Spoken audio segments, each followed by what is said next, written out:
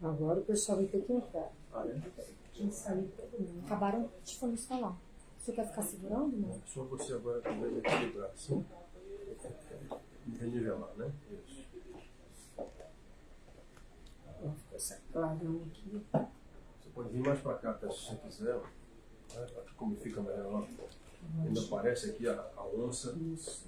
Essa imagem, eu gosto muito dessa imagem aqui. Gente, nós estamos agora ajustando aqui. Um prazer vocês estarem aqui. Nós estamos numa entrevista exclusiva com o senhor Eliezer Girão Monteiro Filho. Eliezer Girão Monteiro Filho. Cidadão brasileiro, com muita honra. General de Brigada do Exército Brasileiro, que honra. E deputado pelo estado do Rio Grande do Norte. Fiquei sabendo que também o senhor já foi secretário de Segurança Pública e Defesa Social. Tem alguns quilômetros rodados aí nessa vida, que Deus nos permite, né? Porque a vida é uma dádiva que a gente recebe. Enfim, agradeço a Deus cada momento vivido, cada experiência, cada dor, né? Porque, claro, não existe vida também sem as agonias aí das dores, né? Então a gente tem muito trabalho ainda por fazer, se Deus quiser, se Deus assim o permitir, e eu espero poder interagir com as pessoas que lhe assistem também e que façamos muitos outros. General, é lógico que todos os assuntos aqui são pertinentes no momento, né? O nosso canal GN, ele visa levar para todo o povo brasileiro a verdade, sempre a verdade. Eu falo assim, nós trabalhamos a verdade em tempo real. Não tem nada gravado, tudo nosso é ao vivo. Então eu gostaria que o senhor falasse um pouquinho quem é o General Girão, quem é o deputado General Girão, tá bom? Não tem problema. E depois eu farei algumas perguntas para o senhor a respeito desse desgoverno. Tá bom, olha, eu sou nascido no Ceará, no Dia das Mães, 8 de maio de 55. Fui criado em Fortaleza também, meus pais tinham origens. Girão é de Morada Nova, interior do Ceará, e a minha mãe era filha de pau-ferrense, que é o interior do Rio Grande do Norte. Eles se conheceram em Fortaleza, casaram e fizeram a família. 3 filhos, eu tenho mais 2 irmãs. Eu sou casado, já há 43 anos, tenho filhos, um filho em Natal, uma filha morando agora na região metropolitana de Fortaleza e o outro filho aqui em Brasília. Tenho netos e netas. E, enfim, sou um cidadão brasileiro. Entrei no Exército com 17 anos, foi um momento decisivo da minha vida bastante interessante. Com 17 anos eu decidi não ficar fazendo a faculdade de medicina em Fortaleza, na Federal do Ceará, para ir para a Academia Militar das Agulhas Negras. Fiz a carreira militar, tive, vamos dizer assim, todos os momentos intensamente vividos na carreira militar. Vocês estão observando aqui a retaguarda, uma fotografia que remonta a um combatente da selva. Eu tenho um curso de guerra na selva, sou paraquedista militar também, tenho vários outros cursos dentro do Exército e tenho muito orgulho de ter chegado ao posto de oficial-general. Como oficial-general eu recebi uma ordem absurda. Na época o presidente da República era o Lula II, né, que a gente está vivendo agora, o Lula III. Era o Lula II e ordem absurda eu não cumpro. Na oportunidade eu disse que não iria cumprir e ele mandou me exonerar do comando. Uma das maneiras de você ser punido como militar é você ser exonerado do comando. Ele mandou me exonerar do comando. E eu disse assim, se eu for exonerado eu vou pedir reserva. E pedi reserva, sem arrependimentos nenhum, claro. Lamentando que a ordem absurda acabou sendo cumprida pela Polícia Federal, dentro da terra indígena Raposa Serra do Sol, e retiraram de lá pessoas que tinham nascido no local, pessoas com 87 anos de idade, como o senhor Joaquim, lá do Lago Caracarã, e vários outros. Só um exemplo. Moral da história. Acabei indo para a reserva, sendo convidado para ser secretário de Segurança em Roraima, depois no Rio Grande do Norte, e quase 8 anos de experiência nessa área de segurança pública me fizeram realmente chegar à conclusão de que a gente podia sim entrar na política para fazer diferente. Sou amigo de Bolsonaro, eu chamo sempre de Jair, porque nós servimos juntos na Brigada Paraquedista, enfim, somos contemporâneos de academia, eu me formei um ano antes dele, e conversando com o Bolsonaro, ele pediu ajuda para a gente mobilizar pessoas em prol da candidatura dele no estado do Rio Grande do Norte. nós passamos a conversar com alguns amigos que tínhamos lá, tínhamos alguns grupos, Grupo Radar, o Grupo Uno, e vários outros grupos, a Soamar, vários grupos de militares da reserva e alguns também da ativa, e também outros profissionais liberais, profissionais aposentados, enfim. E aí a gente acabou fazendo um trabalho de apoio ao presidente Bolsonaro, e ele me disse assim: você sai para a candidatura para deputado federal. Então aqui eu, já no segundo mandato, reeleito, difícil demais uma reeleição, muito complicado, ainda tem muita gente que quer dinheiro para votar em você, ainda tem muita gente que eu tenho falado uma coisa, Fátima, na política a tradição é a traição. Olha só, duas palavras quase iguais, tradição e traição. É só a letra D. A letra D da tradição, quando ela sai, ela se transforma na traição. Traição, todo mundo sabe, quem conhece a Bíblia e a história de Jesus e Judas, né? Então, é uma coisa ruim da política, a gente precisa mudar isso daí no Brasil. E, enfim, estou aqui eu, trabalhando em prol do Estado do Rio Grande do Norte e do Brasil. Foi bom saber, olha gente, que história, né? Amigo do presidente, o que trouxe a política, então foi até um chamado, né, general? Vou chamar o senhor de general. Inclusive eu estava cobrindo a CPI do MST e vi uma deputada do PSOL, não sei se eu vou chamar de general, não sei, eu vi o senhor falando, o senhor falou super bem, general, eu não posso torcer, né, porque eu tenho que ser isenta. O senhor falou super bem, e depois eu não sei se é general, não sei o que, mas vou chamar disso. Nós vemos, é notado que realmente eles lutam contra as pautas do bem. Mas a pergunta que fica aqui para o senhor, vamos falar primeiro da CPI do MST. O senhor acredita que vai ser proveitosa essa CPI? MST é só CPI, né? É só Câmara. O 8 de janeiro é que é a CPMI. Bem, em relação ao MST, quando nós pensamos na CPI do MST, já não é a primeira que é feita aqui, é uma segunda CPI. É um momento político diferente agora. A gente precisa entender isso daí. A população brasileira sabe muito bem que o MST, durante os 4 anos do governo Bolsonaro, ele ficou escondido. Eles se esconderam com vergonha, porque muitos dos assentados que eram ou são ainda manipulados por eles do MST, muitos dos assentados estão procurando a sua independência. Então eu mesmo no Rio Grande do Norte fui procurado por mais de 10% desses assentados, com, vamos dizer assim, com receio das ameaças que eles sofriam por parte do pessoal que faz o MST lá, nos procuraram pedindo ajuda, e nós temos ajudado sim, levando infraestrutura para os assentamentos. Bolsonaro, além disso daí, distribuiu para todo o Brasil mais de 400 mil títulos de terra. A dignidade não é somente você estar colocado em cima da terra, não. Você tem que ter dignidade de ter o papel também, porque com o papel da sua terra você consegue fazer alguma coisa, buscar um financiamento, comprar um equipamento, enfim, você consegue produzir. Hoje a nossa preocupação é transformar as pessoas que estão no campo em produtores do campo, produtores rurais, e não moradores do campo. A política da esquerda, a política desse Partido dos Trabalhadores, que eu chamo de Partido das Trevas, tem sido colocar as pessoas somente em cima da terra. E ali, na verdade, alguns são colocados até no buraco, né? Porque local que não tem infraestrutura nenhuma é um buraco, tá certo? É um buraco.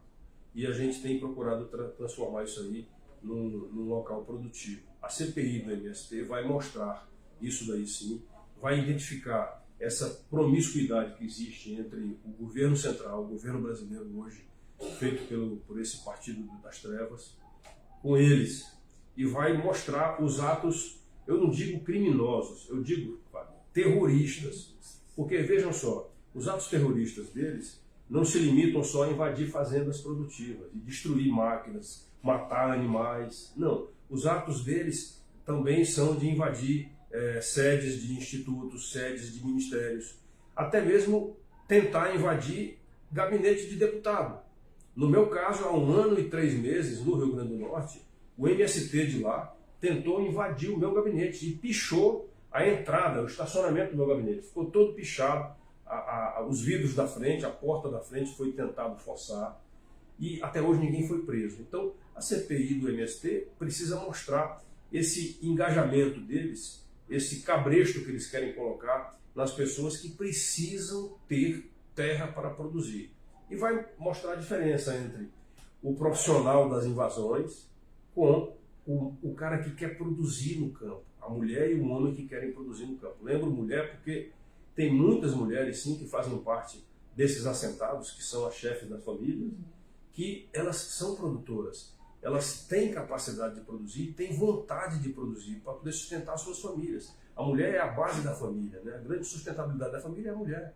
E a gente sabe disso daí. Então, eu espero que a CPI do MST mostre isso daí e a gente consiga criar, talvez, instrumentos mais fortes para punir, para criminalizar realmente quem está usando a bandeira da necessidade da reforma agrária para fazer o conflito no campo. O conflito no campo nos preocupa, porque atos terroristas no campo se transformam em movimentos revolucionários. A gente tem exemplos aí no México, na Colômbia, né? E a gente não quer isso no Brasil, de maneira nenhuma. Uma milícia, né, general? Uma milícia. São milícias, inclusive, usando crianças e mulheres como escudos. Tá? Isso é que é o pior. E fazendo um proselitismo ideológico, imbecilizando as crianças. Porque eles criam alguns grupinhos de estudos dentro dos assentamentos para fazer esse proselitismo político, dizendo que só a esquerda que tem a solução para o país, dizendo que o comunismo e o socialismo são a solução para a gestão pública acontecer, são as melhores formas de Estado. E a gente sabe que o comunismo e o socialismo não deram certo em canto nenhum do mundo.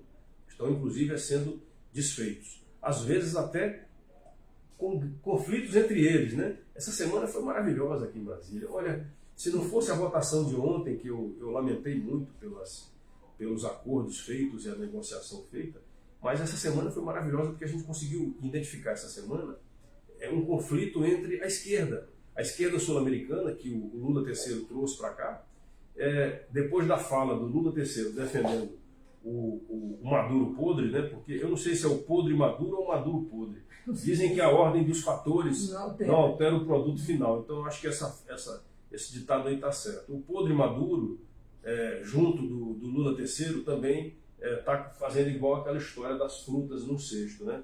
Uma fruta podre no cesto, com certeza absoluta, vai estragar as outras. Se bem que não tem muito o que estragar não, porque o Lula III já é muito estragado, né?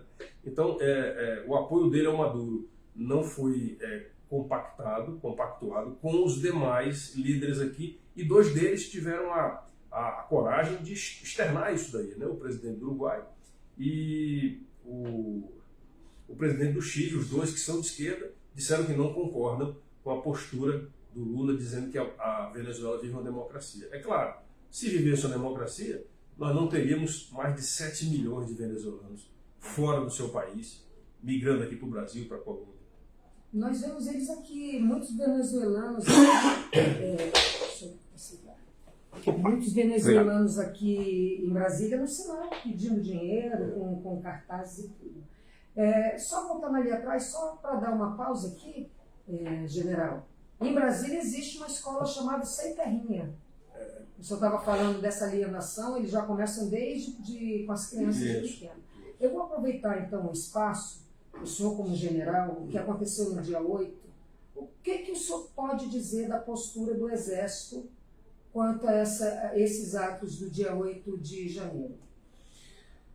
Olha, a história vai cobrar isso de maneira muito forte ainda, de todos nós que estamos fazendo parte como atores nessa história do dia 8 de janeiro de 2023. O que eu posso adiantar para vocês, primeiro, o Brasil se dividiu. Essa divisão, ela, vamos dizer assim, ela estava retratada nas ruas antes das eleições. A divisão trazia, por exemplo, uma grande massa de pessoas por onde o presidente Bolsonaro andava, acompanhando o presidente Bolsonaro e abraçando e se confraternizando com ele. Isso não acontecia com o candidato Luiz Inácio. Na hora das urnas, nós vimos um Brasil dividido, e, de um jeito ou de outro, as urnas estavam passando por um processo de desconfiança. Desculpem. Como é ao vivo é isso mesmo. As urnas estavam passando por um processo de desconfiança. E essa desconfiança levou o Ministério da Defesa a criar um grupo de trabalho e pedir ao Tribunal Superior Eleitoral que apresentasse algumas informações, algumas respostas, inclusive que permitissem o acesso do código-fonte. Por quê? Porque quem entende de tecnologia da informação, quem entende de informática, quem entende de meios eletrônicos, sabe que todo e qualquer meio eletrônico, até mesmo um simples celular, ele é programado. Né? Você tem um teclado do celular que você aperta um espaço, que às vezes é só um espaço de uma tela, aperta em cima do número 1 e a leitura que é feita pelo programa de computador, né, aquele programinha, entende o número 1. Mas se o programador quiser alterar, quando você aperta o número 1, ele pode entender o número 2, o 3 ou outro número. Então isso daí faz parte de quem conhece de tecnologia da informação, faz parte de um que a gente chama de hackear. Você pode entrar no sistema e alterar a informação constante do sistema antes dele começar a funcionar. Ou pode alterar durante o funcionamento, causando o que a gente chama de insegurança para os meios eletrônicos. Quem tem celular, que usa, por exemplo, a sua conta bancária pelo celular, ou que está fazendo a chamada pelo celular, ele sabe que a chamada pode estar sendo escutada por alguém. A conta bancária, quando você está movimentando ali, na hora que você digita a senha, essa senha pode estar sendo hackeada por alguém. Então, todos os meios eletrônicos em uso no mundo, no planeta Terra e até no espaço, certo? Todos os meios eletrônicos estão passíveis de serem adulterados. E a gente, naquele momento, esperava que alguma coisa fosse feita em relação às urnas eletrônicas. Nós fizemos aqui em 2019 uma audiência pública, eu e a deputada Bia Kicis, fomos os promotores dessa audiência pública. Chamamos especialistas de várias áreas, inclusive especialmente na área de segurança cibernética. E na oportunidade eles deixaram muito claro, as urnas eletrônicas não são infalíveis. Infelizmente, nós tivemos os ministros do Supremo Tribunal Federal, que foram presidentes do TSE, insistindo desde o Gilmar Mendes, desde o ministro Gilmar Mendes, insistindo em não implantar uma impressora junto às urnas eletrônicas. Impressora que faria a impressão do seu voto demonstrado na tela do sistema eletrônico e a colocação desse voto numa urna também à retaguarda, no espaço inviolável, para que pudesse ser feita uma contagem manual dos votos eletrônicos capturados na urna. Esta foi a grande conclusão daquela audiência pública que fizemos em 2019. 2020, a pandemia parou muito. 2021 a gente voltou a tentar jogar isso daí para ser aprovado antes das eleições de 22 e houve uma manobra, vamos dizer assim, cabulosa, uma manobra não muito legal, porque era uma PEC e para a PEC ser aprovada precisava da maioria absoluta. Precisava de 2/3, na verdade, dos votos. Nós tivemos maioria simples. Durante a votação nós conseguimos a maioria simples. A maior parte dos legisladores da legislatura passada queria sim a urna impressa também, a urna eletrônica recebendo a impressora. Mas não conseguimos a maioria absoluta e com isso a PEC do voto impresso foi derrubada. Tá certo? Então a gente lamenta. Quando das eleições do ano passado, isso daí voltou à tona, o Ministério da Defesa ficou esperando o código-fonte, o Tribunal Superior Eleitoral não liberou o código-fonte, as eleições foram feitas e o que nós vimos durante as eleições foi a população continuar indignada com isso. Ao final do resultado, nós tivemos assim as duas curvas de resultados do primeiro e segundo turno na eleição presidencial foram quase idênticas.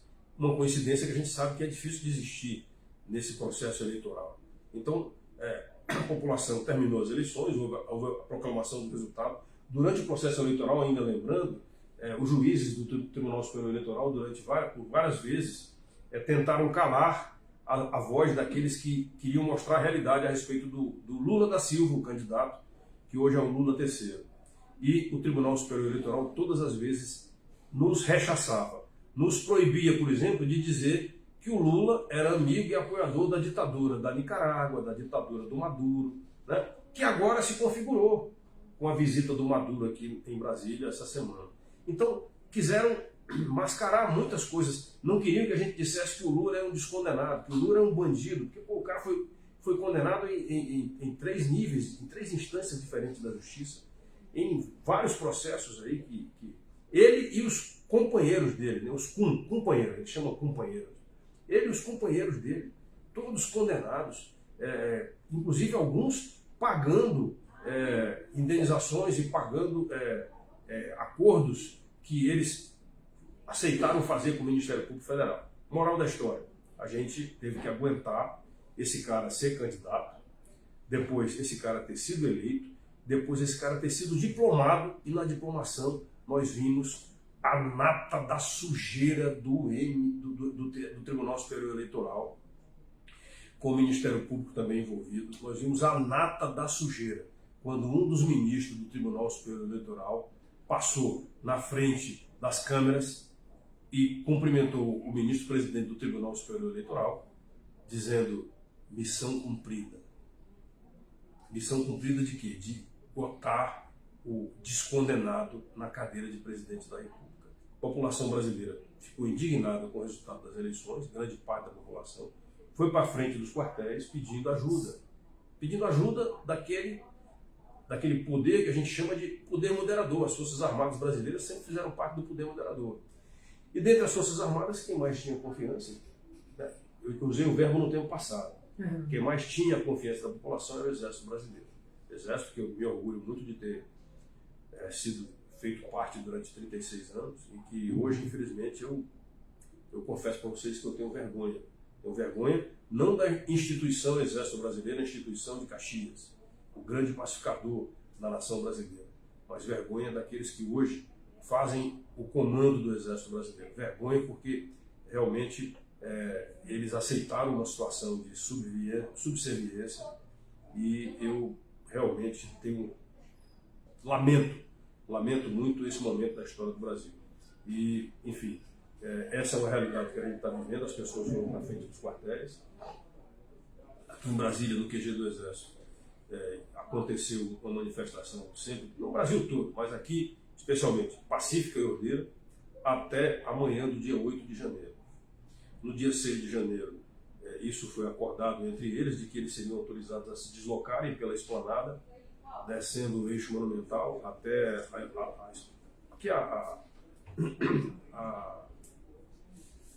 até a Praça dos Três Poderes. E, na verdade, quando chegaram aqui, talvez isso vai ser explicado pela CPMI, talvez pela notícia privilegiada que alguns receberam antes de que haveria esse movimento. A gente tem imagens aí que mostram que já tinha gente dentro desses três poderes aqui, tinha gente dentro do Congresso, tinha gente dentro do Planalto e tinha gente dentro do STF. Especialmente do Planalto já tinha gente. E começaram a fazer um quebra-quebra. O risco de haver infiltrados está mostrado nos vídeos que estão disponíveis aí. Aliás, os vídeos foram proibidos, né? O Lula terceiro expediu uma ordem dizendo que decretando sigilo sobre os vídeos. Ele não queria que aparecessem as imagens que depois começamos a ver aí. O ministro da Justiça vendo o movimento todo, e ele negou isso, inclusive negou numa audiência que nós convocamos aqui na Câmara. O ministro-chefe do GSI, lamentavelmente, um amigo que eu considerava amigo, o general Gonçalves Dias, que eu lamento muito pelo que está sendo mostrado até agora. Eu espero que ele tenha coragem moral, que eu sei que ele tem, de mostrar e contar a verdade. Porque para isso nós fomos formados. Nós militares das Forças Armadas, especialmente nós militares do Exército, nós oficiais generais, temos que ter coragem moral de mostrar e falar a realidade, a verdade. Eu espero que ele fale a verdade do que aconteceu, tanto do lado de dentro do Planalto, quanto do lado de dentro do governo, que ele resolveu apoiar, né, como ministro-chefe do GSI. Eu espero que a CPMI mostre isso daí. A população brasileira e o mundo precisam saber o que aconteceu naquele momento. E doa a quem doer, as investigações precisam acontecer e as pessoas responsáveis têm que ser punidas.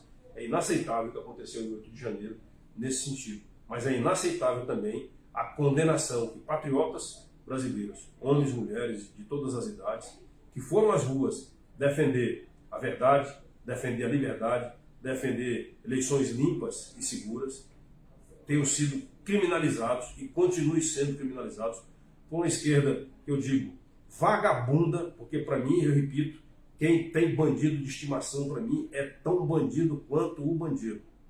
Não queiram nunca que eu vá defender figuras como, né, o Marcola, o Escadinha, o Lula terceiro. Eu não vou defender esses caras nunca, porque para mim são bandidos. São pessoas que roubaram, deixaram roubar, que mataram sonhos, que mataram pessoas também. Então, eu lamento. General, eu vi o horário aqui, mas eu quero fazer uma pergunta para o senhor. Mais uma. Com tudo isso que nós estamos vivendo, gente, compartilha, tá? Eu peço que vocês compartilhem, comentem aqui, que muitas pessoas, para mais e mais pessoas verem essa entrevista tão importante para o Brasil com o general Girão. Em falar nisso, eu descobri que Girão só tem parentesco com o senador Girão. Isso, a família Girão é toda de um local chamado Morada Nova. Os cristãos novos vieram da Europa, fugindo das perseguições lá na Europa, em Portugal especialmente. Aportaram em Fortaleza e adentraram 130 quilômetros e criaram uma cidade chamada Morada Nova. Dali é a nossa origem. O senador Eduardo Girão é uma pessoa muito positiva, muito afirmativa, é primo, e a gente tem feito um trabalho. Eu acho que o sobrenome Girão, na legislatura passada e na atual legislatura, representam pessoas de bem, pessoas honestas e pessoas patriotas que defendem o nosso país. Muito bom. E está difícil defender, né? General, eu pergunto ao senhor, hoje, quem é o presidente do Brasil? Quem manda no Brasil hoje? Bem, são duas perguntas que você fez. Primeiro, quem é o presidente do Brasil é o Lula III, né, colocado na cadeira por obra e graça do Tribunal Superior Eleitoral e do STF. Agora, quem manda no Brasil é o imperador Alexandre de Moraes. Esse cara é o cara que manda e desmanda no Brasil. Ele manda investigar, ele manda prender, ele poucas vezes manda soltar.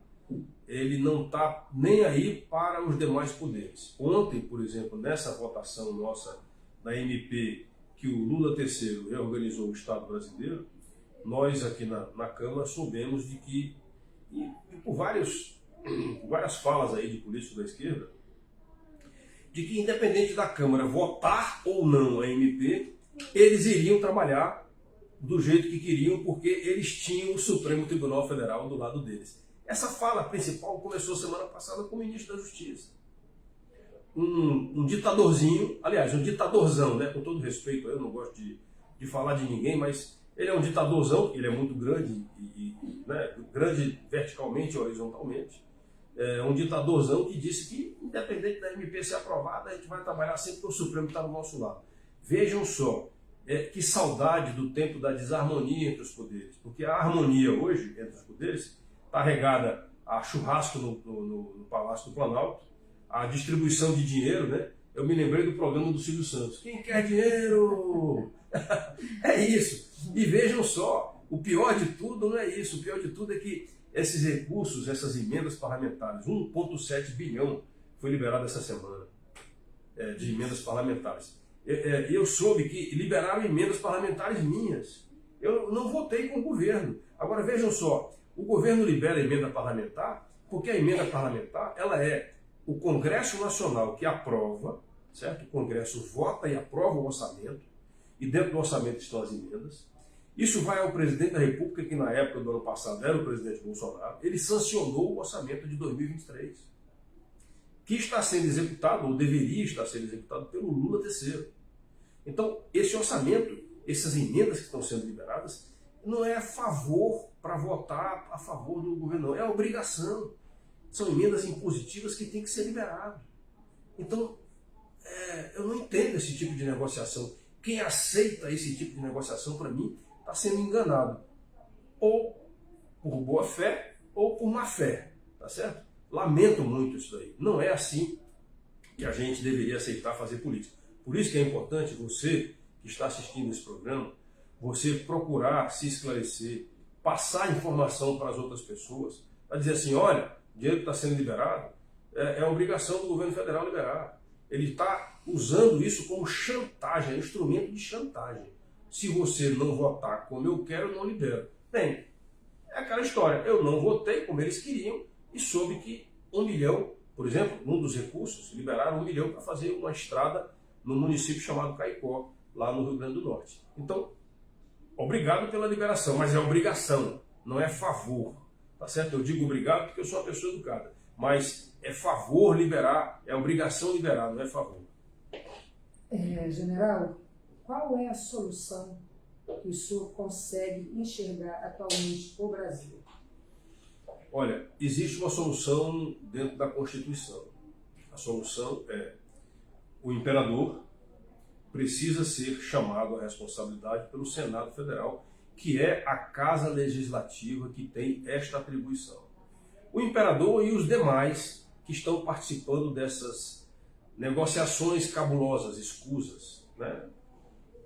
Esses deveriam ser chamados pelo Senado Federal para se explicarem. O Senado tanto aprova um ministro do STF, como tu pode também desaprovar o ministro.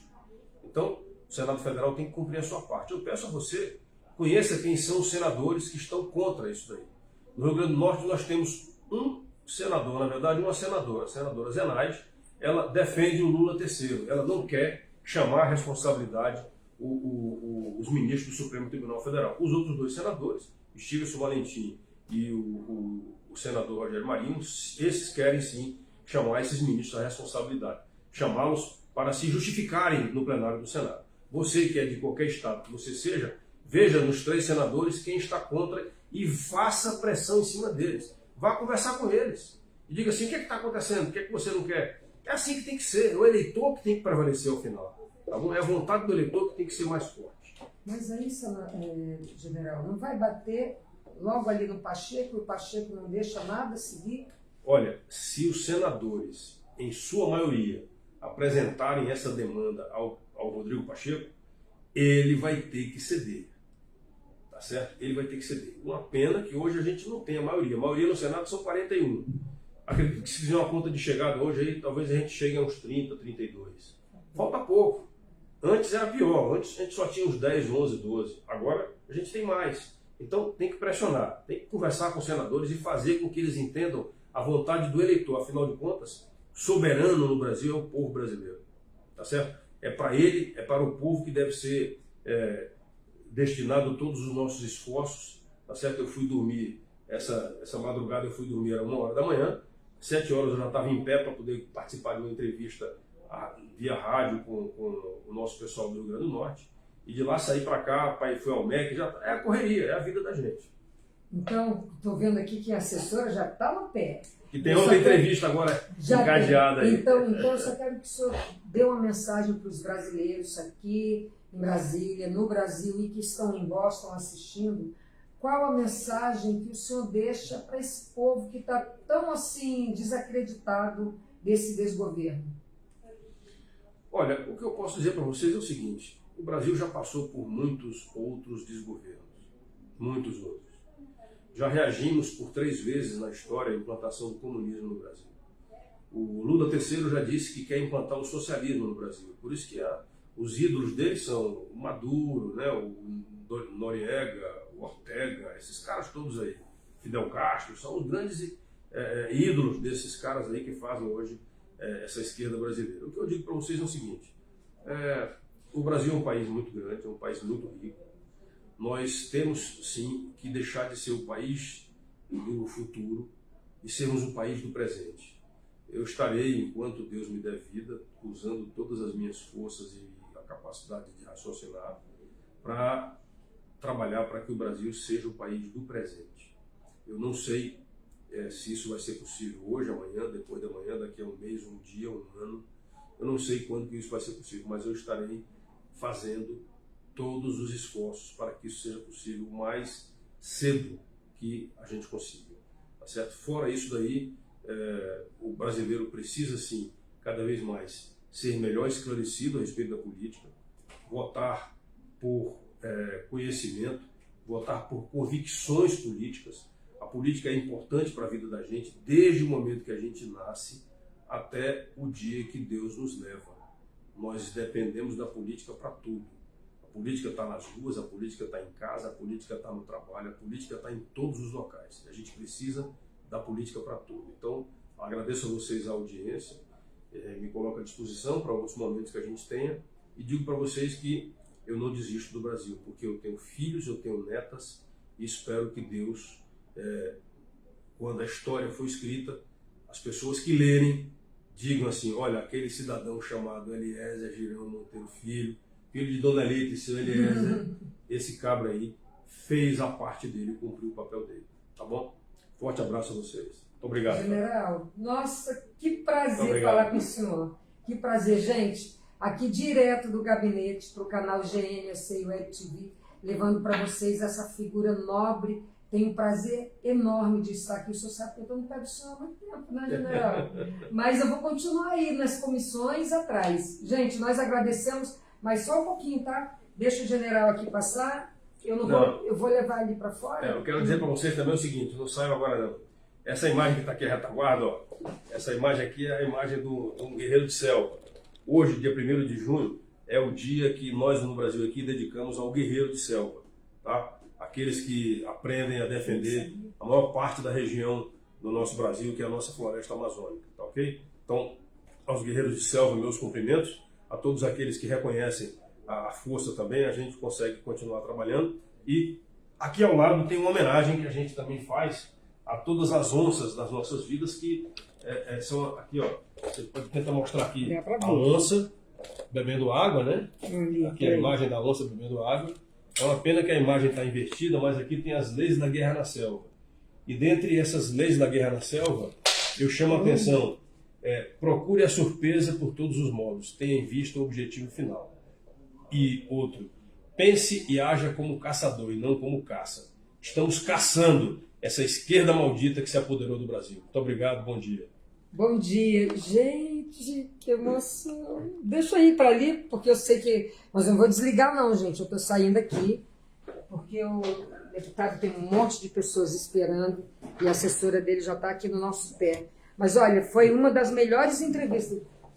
General, muito feliz, obrigado. Muito feliz. Muito obrigado. Que Deus abençoe sua vida, família. Amém. E nós do canal GN estamos aí sempre à disposição. Certo. Fiz uma bagunça aqui, gente, vocês não têm noção. Vamos ali para fora. Eu só queria pegar as minhas bolsas que estão lá na ponta, lá atrás. Gente, vocês compartilharam? Gente, essa entrevista foi o máximo. Poucos têm essa oportunidade. Tchau, tchau, general. Até mais. Vamos saindo aqui. Vamos lá. Eu vou passando aqui. Licença. Estou ao vivo ainda, gente. Meu amigo, desculpa aí. Eu vou só aqui. Vou terminar aqui. Vai entrar Caipó aqui também, não. Olha que foto. Ai, que linda foto. Gente, aqui... Ui, desculpe. Aqui é o gabinete, olha lá, do nosso querido deputado Girão. Olha que interessante essas fotos aqui. Tá ruim a imagem, eu acho. Não sei se vocês estão vendo. Aí nós temos o general com o nosso presidente. Essa imagem aqui, ó. Deixa eu descer para vocês verem. Então aqui, gente, sou eu, direto de Brasília. Agradeço a vocês. Ó, vamos subir. Agradeço a vocês e como o general falou, não percam as esperanças, né? Nós vamos continuar aí lutando pelo que nós acreditamos, lutando pelo Brasil, lutando por Brasil, pelas famílias e por vocês que estão aí. Aqui, direto do gabinete do general Girão, Fátima Montenegro, em tempo real, levando para vocês a verdade. E juntos, escrevendo a nossa história. Tchau, gente. Até breve.